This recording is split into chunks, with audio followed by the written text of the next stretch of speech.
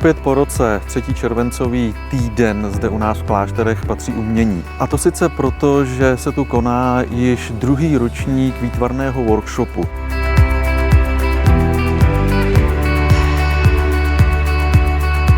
Já mám upřímnou radost, že Český Krumlov je pro vás z celého světa tak lákavý. Já bych vás rád přivítal ve Světovém centru kultury v Českém Krumlově.